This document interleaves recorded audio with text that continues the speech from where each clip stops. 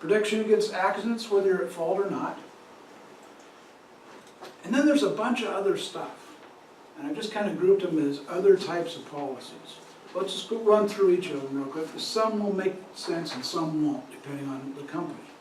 But product liability insurance goes back to that crane, right? The manufacturer of that crane had insurance to protect them against lawsuits or defend them against lawsuits for products that were defective or at fault. Product liability can go down as small as, things that you eat. I do a lot of business these days with the marijuana shops, right? And 502 shops, as we call them in Washington. But those folks have some tremendous liability. I just worked with a business owner this morning that makes edibles. And when you start talking about product liability, what's that going to do to the person? Well, it might be okay if you eat one, but what happens if you eat 10? Maybe not so good. So there's a lot of product liability. That type of insurance can get really expensive, depending what you want to protect yourself against. John said it before, you can't protect yourself against everything. It's kind of pick and choose. And that's why you work with an insurance broker to kind of pick and choose what's the most important and smoke those questions out so you know where they are. Business interruption insurance is probably one of the most important ones. If your business, especially if your business thrives in a location. If my business were not to be here tomorrow, I would lose a certain amount of traffic that walks into my business. Not a lot right here, but there's some. But if you were the restaurant next door, they've been there 15 years, and all of a sudden the building burns down, what's going to happen to them? They can't go home and work out of their home office and cook food. It doesn't work. So they have to have business interruption insurance. That could happen from the neighbor burning something down. It could happen from them burning something down. It could happen if the sprinkler system went off and damaged the building to where you couldn't operate for a few days. It could happen because there was a riot outside. Somebody broke your windows, took all your stuff, ruined your building for a while. There's all kinds of reasons to have business interruption insurance. Health insurance, big topic these days, will continue to be a big topic. I don't think it's over by any means, but expanding small business health insurance to lesser numbers of employees. Right now we're 51, you have to have insurance for your employees. But maybe you want to have that as a benefit for your employees.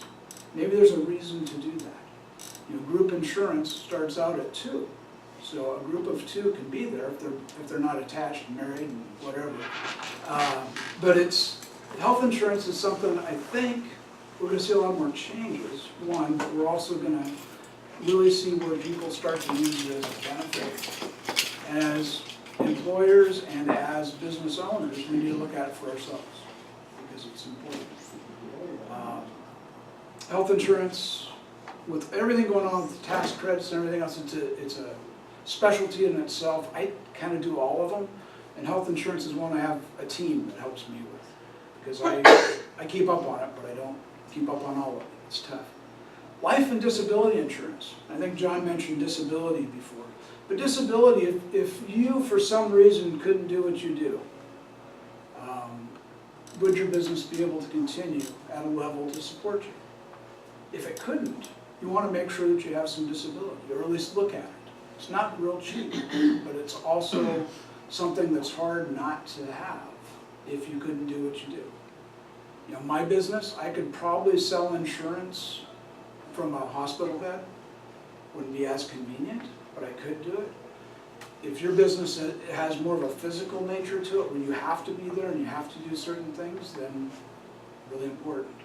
Life is another thing. There's lots of reasons to use life insurance in business. One might be as a bonus. You might be helping, your key employees have a little nest egg. You might be contributing to that. You might also be using it as key person insurance. So if they weren't there, you would be able to, compensate somebody else to come in and learn the business. Workers' comp in Washington doesn't have many options as we do in Oregon. Oregon, you can buy workers' comp insurance from many companies. Washington's a state-based product, so we have to buy it from the state of Washington. But in some states, like Oregon, you can get 20, 30 quotes in workers' comp. Very competitive business. Probably costs a little bit less down there than it does up here. That's kind of an overview of a few of the types of insurance. You can get insurance for anything. Lloyd's of London will insure things like a hole-in-one at a golf tournament, right? They'll insure things like whether you get 7 when you roll the dice, but you don't want to pay for that. It's probably going to cost you as much to get the insurance as it would if you won or lost. So you want to kind of watch that. But insurance and sitting down and talking to a professional agent and understanding what your options are, I think that's really important. Whether you do anything or not, that's another thing. But at least understanding and knowing where your options are at. A few other coverages that come up on a regular basis that I think are worth talking about. One is flood insurance. Lots of times banks will say, you're in a flood zone, you need to have flood insurance. John's got a client in particular that's a hard one because they're in a really bad flood zone. And when you get those kind of policies, you know, $5,000, $6,000, $7,000, $10,000 for a flood policy, it's a lot of money. But that's part of the deal. That program is underwritten by the federal government. So, you know, you might even think about that for your home. But it's underwritten by the federal government, and what they have done over the past few years because of Katrina and some of the other natural disasters that we've had, they've started to look at the risk versus just an overall premium. 10 years ago, if I would have got flood insurance at my house, it would have cost me about $40 a year. Now it costs me about $800. And it's just because they're looking at the risk. I'm 12 feet above a flood zone, so they're going, it's possible. You could have that. Where, you know, on the South Carolina coast, if you own a condominium back there, you might be paying $50,000 a year for that. Because we know those float away every few years when a big water comes along. Earthquake insurance. You know, it's another specialty thing. I was at Rotary last night. We heard about the Cascadia Fault, you know, and they say west of I-5, west of the I-5 corridor, that's not really where I-5 is, that's kind of where the mountains are. So anything west of that line between St. Helens and Hood is probably in that zone. And you think about that, we're all in that zone. Earthquake insurance may not have anything to do with the building. You may have stuff in your office, in your building. I have a friend who's a florist. She and I were talking about this last night after that meeting. She said, I've got thousands of dollars of stuff. And she does. I walk in her shop and I see it, glassware, she's got vases, she's got statues, she's got all kinds of stuff that if it shook off the table, it's all gonna break. So you start thinking about earthquake insurance. Keeps you going if you can rebuild you if it happens. Some of us work out of our homes. Some of us are able to do that. And if you do that, it's important to make sure you're covered for the stuff you have at home that's business.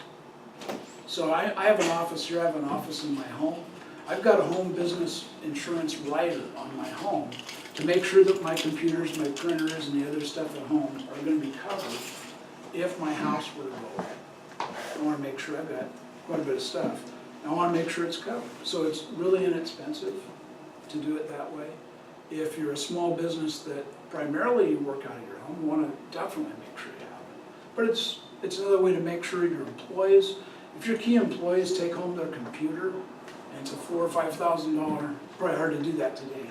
In the old days, you remember we used to have $5,000 laptops, and their home policy or the renter's policy might only cover $1,000. So if they put that rider on there, it'll cover the more expensive computer or maybe some specialty equipment.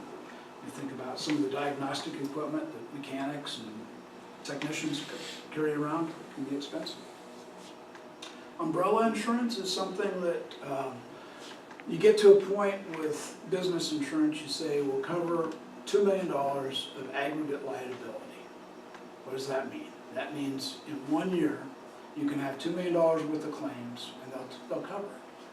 What happens if all of a sudden you look at your business and you look at your personal income and you look at everything else and say that could be $10 million because we're worth a lot more things.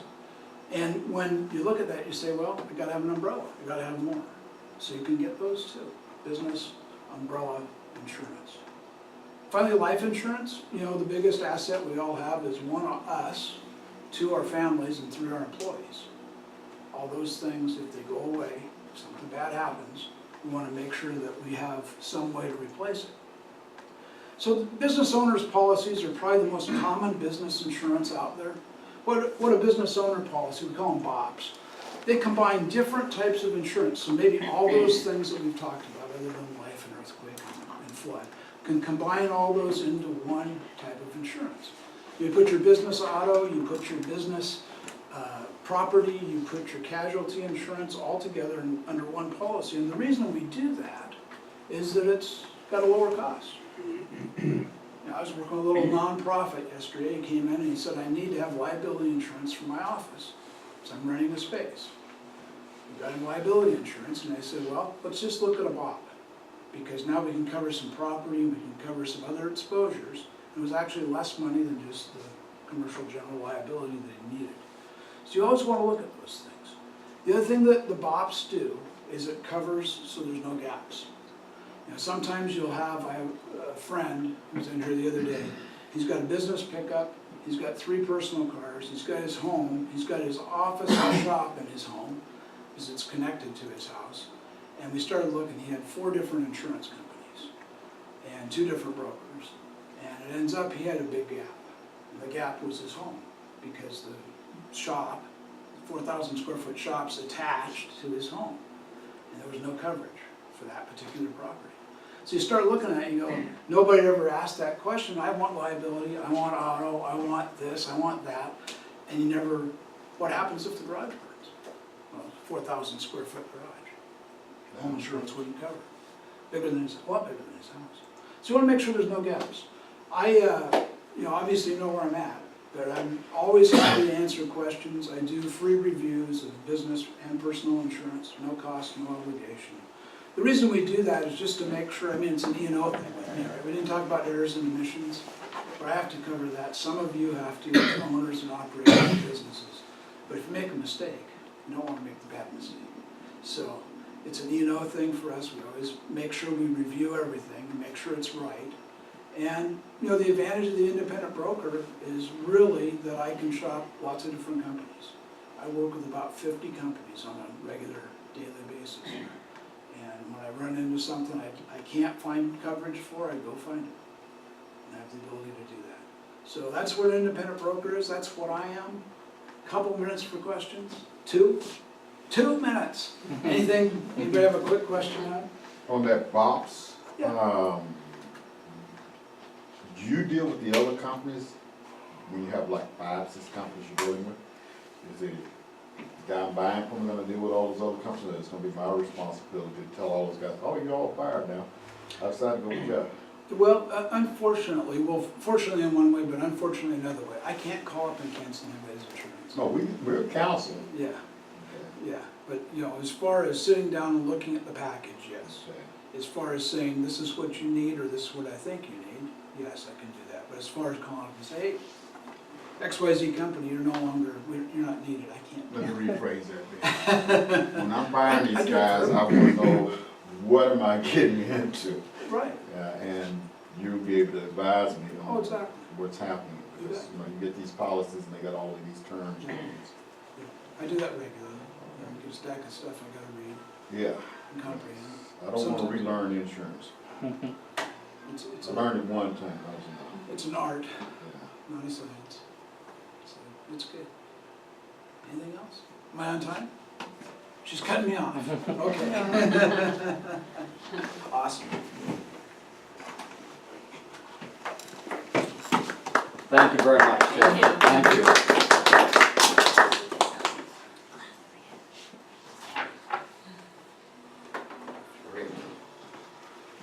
Now we have a questionnaire, actually, we have a questionnaire to help you to build in your insurance risks and what your insurance coverage is into your strategic plan. And what we're going to do is we're going to bypass that questionnaire right now because I'd like to introduce Dan Marsh and bring Dan Marsh up. And then we'll have a questionnaire that has both the insurance and the estate planning. We want to make sure that we have time for you to be able to ask Dan any questions. So I've known Dan Marsh for a number of years through a business organization we're members of, and Mr. Marsh has been with the state legislature, both the House and the Senate for the state of Washington for a total of 8 years.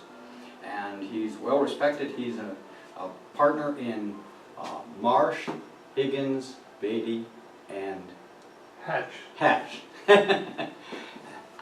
Dan, welcome. Thank you.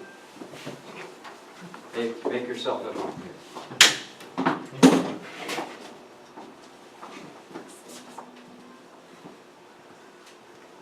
I have a kind of a fill-in outline of what I'm going to talk about that might be helpful for you.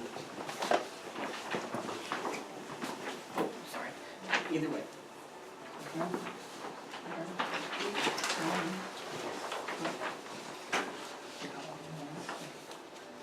Okay, everybody got one?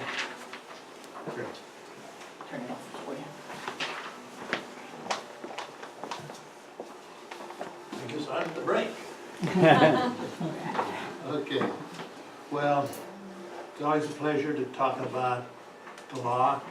I've been a lawyer for 52 years, and I was in the legislature double the amount of time that John mentioned. I was 8 years in the House of Representatives, 8 years in the Senate.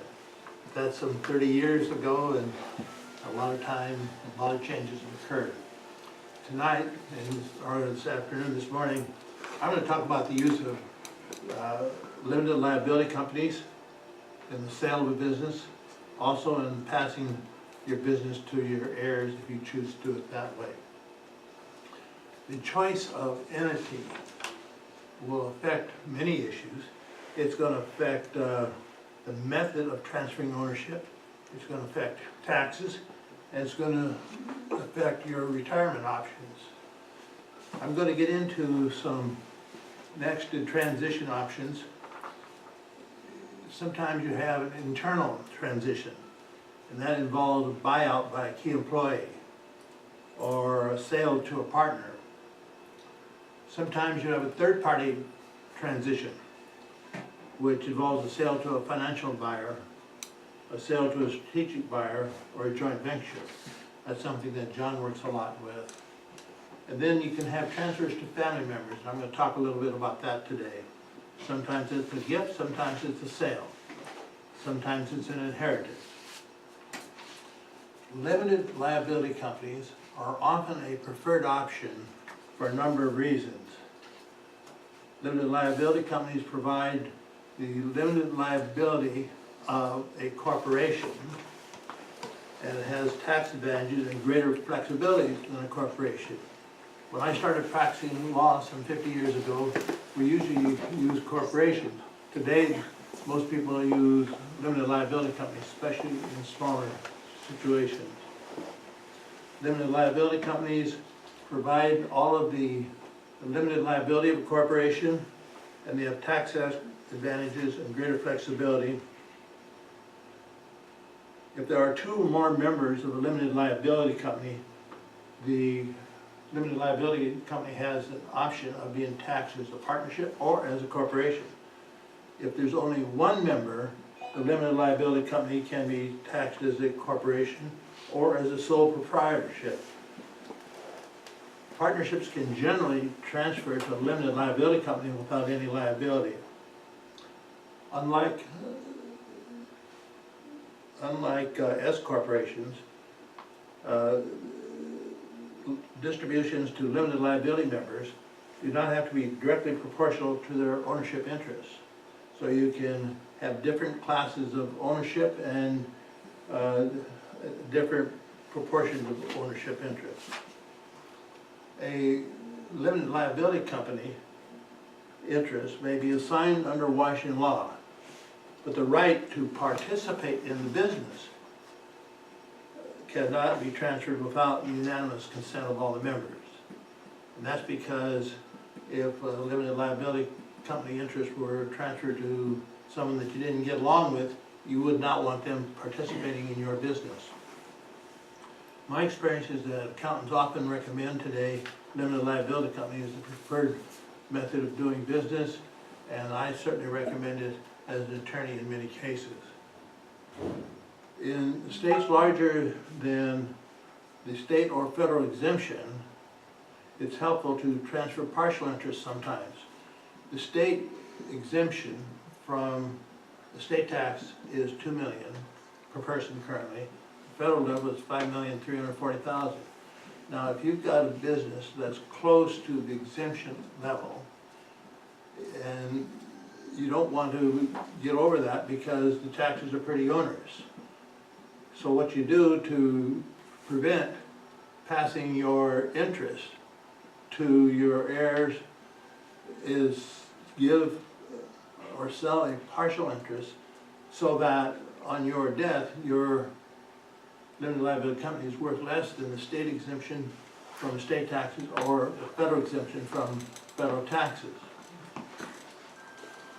Also, if a business is not wholly owned by one individual, then you can sometimes get a discount in valuation. Typically, if you've got a 25% interest owned by a third party, you can get up to 1/3 discount in valuation for tax purposes. That doesn't affect the marketability, but it affects the taxability of your interest. So that's a big advantage. So if, let's say you were a little over 2 million, say you had $2.5 million and you sold a 1/3 or 1/4 interest, not only would that reduce the value of what your state has left in that business, but the remaining interest would get discounted in value for tax purposes at maybe 75% instead of 100% of fair market value. And so that's a way of avoiding estate taxes. Now, when you transfer partial interest of limited liability companies, you often want to have a buy-sell agreement and an employment agreement. You don't want to have your partial interest transferred by your transferee to still another party that you don't like. So you want to require that if you've transferred out a partial interest and they sell their interest, they have to sell it back to the limited liability company, or at least give you an option to buy it back. So that protects you. Also, if you own real estate in a limited liability company in several states, it can avoid probate in the what we call the ancillary states. Let's say you lived here in Washington, you own the limited liability company, own real estate here, and you own real estate in Oregon. That's a pretty common situation. If the Oregon real estate is owned by the limited liability company, it's considered to be personal property for tax purposes, and we don't have to go through a probate in Oregon to transfer that interest because it's owned by the limited liability company. So it's a way of avoiding having double probate, one in Washington, one in Oregon. I want to talk next about the use of trust in the sale of business to a child or a key employee. One of the biggest mistakes that I see as an estate planning attorney, an attorney handling a lot of probate, is that parents think they got to treat their children equally. And that's noble, but you don't have to give them all the same assets. So, and you don't have to give them anything for that matter, but let's say you have a business that you're running successfully and only one of your 4 children works in the business, the only one that's really qualified to manage and run the business, and then you give those 3 children who are not qualified an equal interest, that's a sure recipe for that company failing. Because the one that's qualified in running the business is going to resent the other 3 having an interest and meddling in the business and helping it fail. So what you do in a situation like that, if you've got a trust, what you can do is give the children a different interest. You give the one who's qualified to run the business an option to buy the entire business over a period of 10 years, for example, and allow the business to continue to be owned by your trust until it's fully paid for, and require that the one purchasing the business then pay the other 3 children equal payments over a 10-year period. If it required that he paid each of the children $25,000 over 10 years, each of the other children would get a $250,000 payment. And if the one that running the business had the ownership of the other 4th, then you can give away $1 million business in that manner without jeopardizing the failure, the business failing. Now, what you want to do is provide for security if you're going to do something like that. The one that are just getting a right to payment should get security in the business also, or other assets, so that if the business does fail, they get something. Those were the prepared remarks I wanted to make today, but I'd be glad to answer questions about the sale of business using LLCs or corporations or any other thing you want to do. I'm glad to handle questions generally about probate or Washington law as it relates to estate planning. Yes, sir. Do you have to be a minority shareholder of the LLC in order to get the full discount No. for state tax? No. So you can still be a majority owner? Yes, yes. Okay. The theory is this: if you do not own the full ownership, if you only have, say, 75% interest, the sale of your 75% interest is not going to generate as much money as if you had 100% interest. The reason is, not everybody wants to be your partner, so to speak. And so the federal government says, we will recognize and give a discount for lack of marketability. Also, it can impinge on control, so you can get a lack of control, total control discount. And so that's why you want to give out a minority interest to someone, tied with the buy-sell in case it doesn't work out, get it back. Your estate can get it back.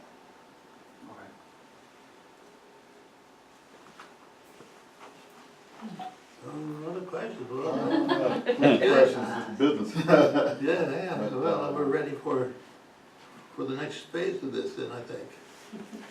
Well, thank you for the opportunity to talk with you briefly about these matters, and if I can be of any assistance, my phone number's at the bottom of that outline there, and you can give me a call. Thank you. All right.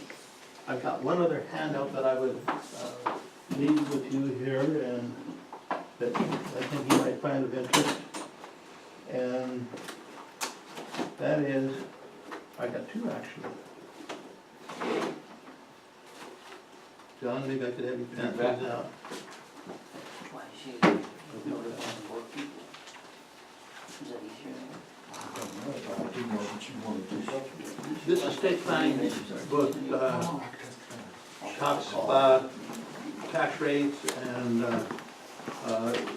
compares advantage of will versus trust. You need another one there, John? Everybody got one? Yes. Mr. Marsh, dealing with attorneys, which is something we've done a lot of recently, but for different purposes, you know, you guys specialize just like doctors. Sure. Some of you guys are surgeons and some of you guys are just journalists. Wills are kind of, wills and planning and that type of thing, it kind of crosses the line. When you're hiring a guy like yourself, is it done the same way? You take out a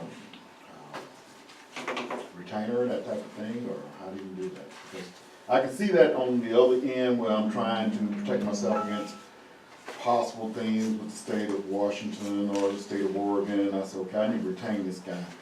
But this almost is like a cut and dry deal once it's done, isn't it?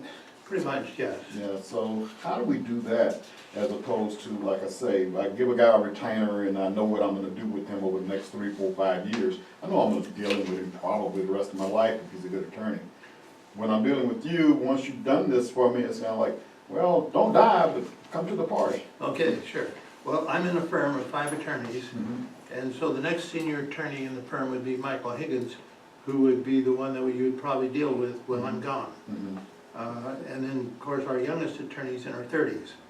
So I think the firm will. There's plenty of continuity, but I'm really trying to get to, I don't know how to hire you guys. You say you don't know how, or you? Yeah, I know how to hire those guys because I know exactly what I'm going for and the duration of the relationship.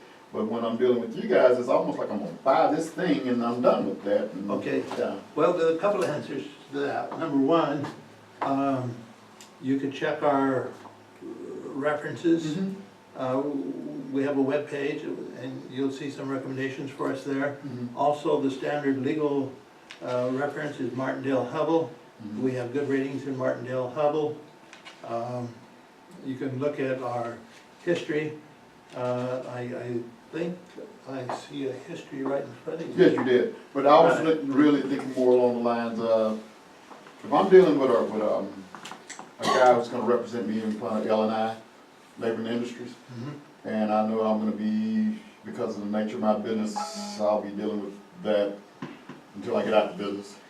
So that's gonna be a retainer. Are you wondering if you pay them like for a will by Yeah, the hour? a flat fee or if it's or- quoted, or- or how is the Yeah. Now I see where transaction? you're going with Yeah. the question. Yes, most of my work, I'd say 95% of my work is a flat fee basis. Okay. When you come in, we have you tell me. Figure out what we're gonna do, Figure out and what then we're you gonna give do, Quote. and then we'll prepare a 2-page agreement, and it'll say we'd like you to pay 50% when we start the work, and then the other 50% when we get done.